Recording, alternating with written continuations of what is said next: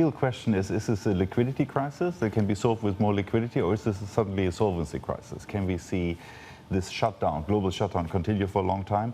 How long, nobody knows. And could we see bankruptcies, defaults, and that is really spooking out the markets. So it's a bit like valuations. When is the market cheap enough? Nobody really knows. And that's why, to some extent, you had these panic moves, right, that tend to feed on each other. And that's why I think this volatility most probably going to be very high. But also I think the market structure is changing. The plumbing of the system has some problems. We have a global dollar squeeze, liquidity crisis in the dollar, and that's why the central bank's injecting so much liquidity. But the only real question is, does it work in a virus environment, which is unprecedented? Coronavirus, more money printing doesn't solve these issues when the whole world goes into shutdown. Yeah, exactly. And, you know, the conversation so far has been that we have governments and central banks around the world trying to essentially financially engineer us out of a global health crisis. Correct. How soon before we see a stabilization, though, and what would that look like? I mean, stabilization in the equity market would be more of a sideways move and not having these very large 9% down, 5% up days, right?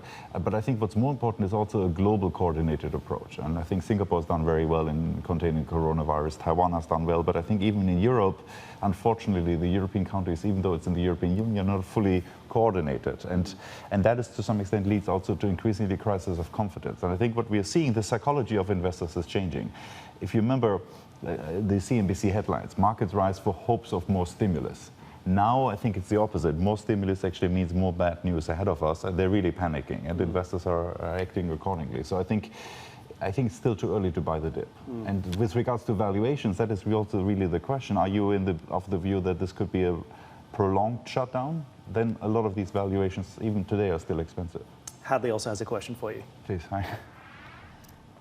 Rainier, it's Hadley out in Abu Dhabi. I mean, when we think about that kind of crisis of confidence, I mean, is the president and Secretary Mnuchin, are they getting it wrong, do you think? Because it seems as if the White House is much more concerned about getting $1,000 checks to people than it is about U.S. corporates, for example. Because at the end of the day, this is a question, frankly, not just of liquidity, is it? It's also all about debt, and it's, frankly, all about whether or not there even needs to be a moratorium for the banks.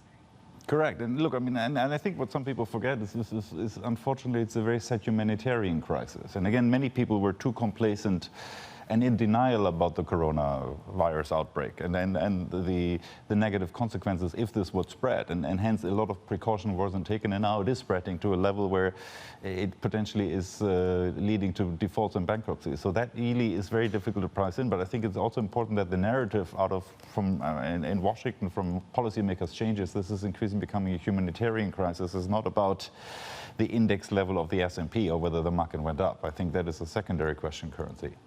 And you see, it's also to some extent this question about share buybacks. If you remember, most, if not all, of the equity gains last year in the U.S. equity markets were multiple PE multiple expansion. So people were basically buying equities because interest rates came down and people hoped that earnings would recover. And that was always the investment case, that earnings would recover. Now earnings are collapsing, and at what level is the market cheap enough? I mean, that's the blended forward PE ratio on the S&P 500 is now 12.7, down from 21. Is that a time to potentially buy the market if we don't have a recession? Maybe then yes, but nobody knows how long the global shutdown will last. And hence, now we're in an environment of uncertainty that is very difficult to price. Hey everybody, it's Hadley Gamble from our new CNBC Middle East Bureau in Abu Dhabi. Thanks for stopping by. Now to watch more, you can try one of the videos that just popped up on your screen. And don't forget to subscribe.